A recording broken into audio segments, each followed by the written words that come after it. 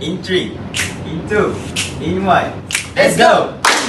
Hai, Assalamualaikum semua. Selamat datang ke Novex FM Menari Ramadanmu. Layan je. Mantap! Sesi Tadabbur Ayat Al-Quran. Hai, Assalamualaikum. Selamat kembali ke sesi One Day One Nasihat. Jadi, seperti biasa, hari ini kita akan bagi satu nasihat untuk korang semua. Jadi, nasihat dia macam ni. Okay, kalau kau dengar cerita pasal orang lain, janganlah terus sebarkan. Sebab sebenarnya sebarkan aib orang ni tak buat kau nampak power pun. Nampak kau teruk je. Sebab apa? Sebab suka cari perhatian. Fikir dulu sama ada benda tu elok atau cuma nak tunjuk kau tu tahu semua benda je. Kalau tak penting, simpan je. Orang yang pandai jaga rahsia orang lain lagi disegani. Tapi kalau kau jenis suka viralkan cerita, jangan terkejut bila semua orang mula jauhkan diri daripada kau. Cuba bayangkan, benda ni terjadi dekat diri kita sendiri. Aib kita yang selama ni Allah tutup, tiba-tiba ada orang sebarkan. Lepas tu semua orang pandang serong kat kita. Orang tengok kita ni pandang sebelah mata. Macam mana kita rasa? Mesti kita pun sakit hati kan? Jadi janganlah kita ni sebar-sebarkan aib orang lain. Tak kisahlah lelaki nak sebarkan lelaki, lelaki sebarkan perempuan, lain-lain jantina ke apa. Jangan. Sebab benda ni sebenarnya boleh menjatuhkan maruah orang tu juga tau. Lagipun, kalau kau ni jenis suka sebar-sebarkan cerita pasal orang lain, sebar-sebarkan aib orang, lama-lama orang pun tak akan percaya dah kat kau. Orang pun tak akan macam, oh, nak cerita kat kau pun tak boleh lah. Sebab dia tahu kau akan sebarkan kat orang lain. So rahsia orang tu tak selamat. Jadi janganlah jadi orang yang macam sikit-sikit nak cerita kat orang, sikit-sikit nak cerita kat orang, untuk nampakkan diri dia tu tahu semua benda, nampakkan diri dia tu baik, hebat. Jangan. Sebab sekarang ni mungkin Allah tutup aib kita. Lama-lama nanti orang pula buat kat kita.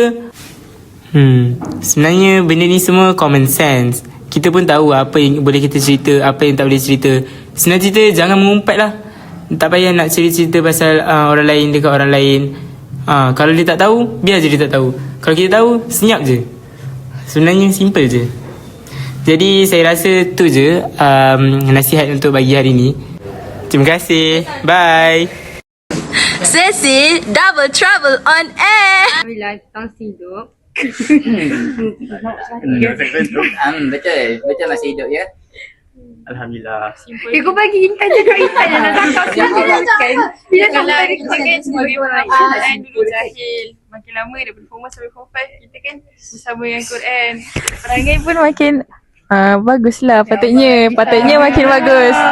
Memang makin bagus pun kan. InsyaAllah. Lepas ni tak payah buat surat nasihat. Dah bagi nasihat dah. Betul. Oh, I juga ke? Okay. I think sepanjang 5 tahun kat sini, I think like my first impression coming to Sepintar adalah I wanna create high school punya memories. Tapi sebenarnya sekolah menengah ni banyaklah cabarannya ya, macam tu. So I think in the end, dia membuatkan waktu form 5 ni, the only thing yang you wanna do is that macam, oh kalau boleh habis lah. Faham tak? Macam tu.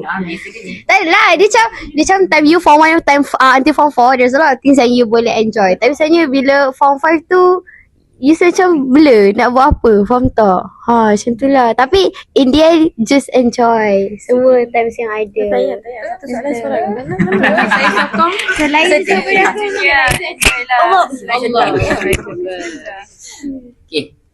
Okay. So soalan seterusnya. Kita tu macam fake tu. Kita formal gila. kita relax. Tadi relax. Nasihat punya. Macam mana jadi macam tadi? Macam mana? Okay. Jadi semua tahu kan kat asrama ni mesti ada kisah-kisah seram kat mana-mana pun, kat sekolah mana-mana semua tu kan. So selama akak duduk kat sekolah ni, ada tak masa kisah yang boleh macam naik bulu roma seperti tu? Sekolah lain boleh? Okay. Saya rasa saya ada orang yang sangat sesuai untuk cerita. Mana? Siapa?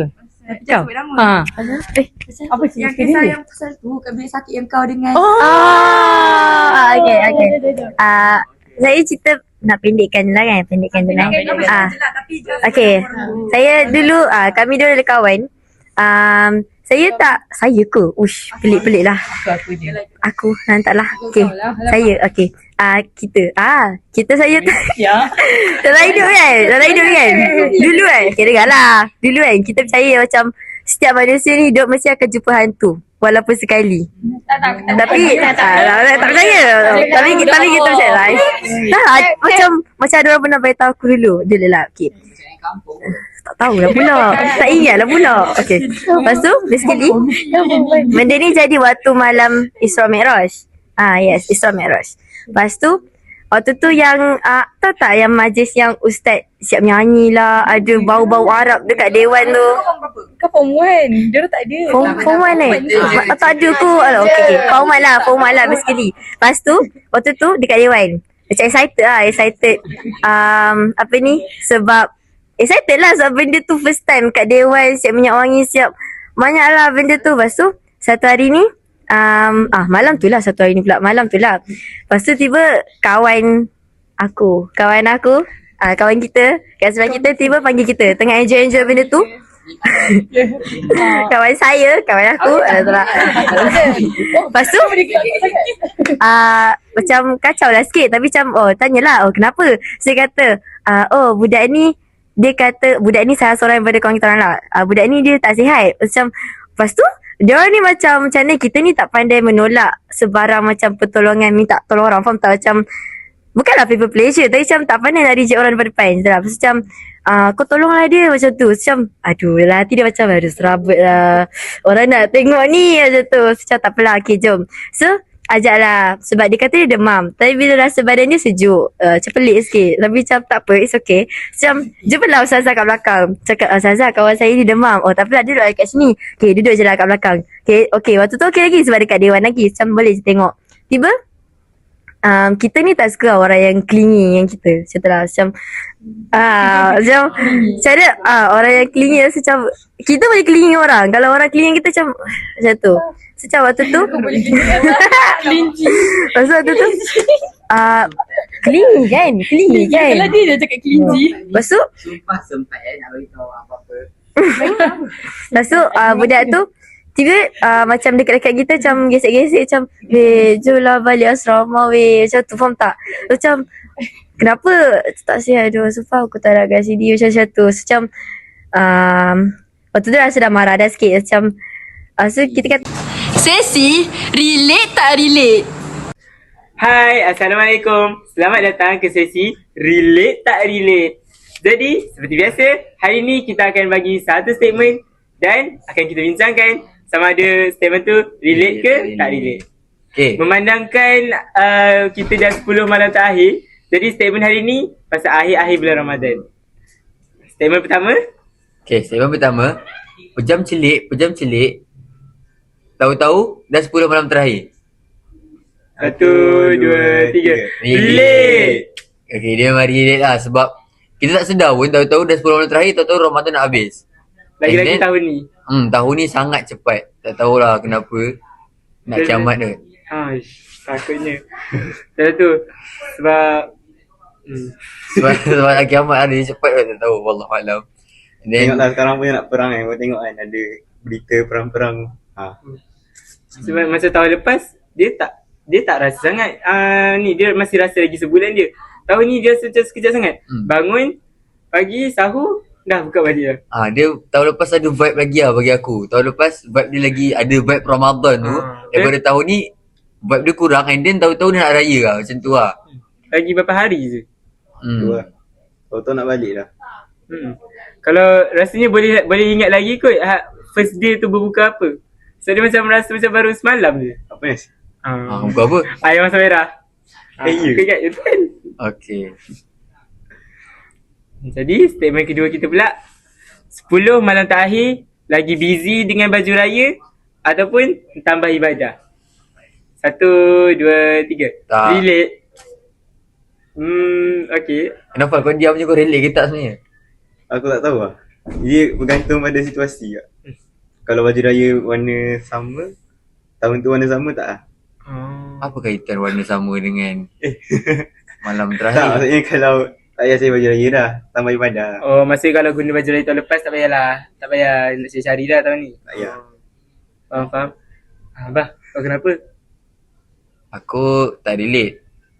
Sebab sebelum terakhir ni, walaupun kita rasa Ramadan makin kejap, walaupun kita rasa inilah penghujung Ramadan, mungkin ini Ramadan terakhir kita. Jadi kita manfaatkan 10 malam terakhir dengan menambahkan ibadah. Cari baju raya tu tak apa. Semua dunia. Tengok dekat Palestin tu, lagi tak raya. Mereka puasa juga setiap hari. Itulah aku. Tambah ibadah. Bagus. Raya Kalau- baju raya tu tak apalah, biarlah. Tak asal ada baju je. Zuhud. Astagfirullahalazim. Bagus.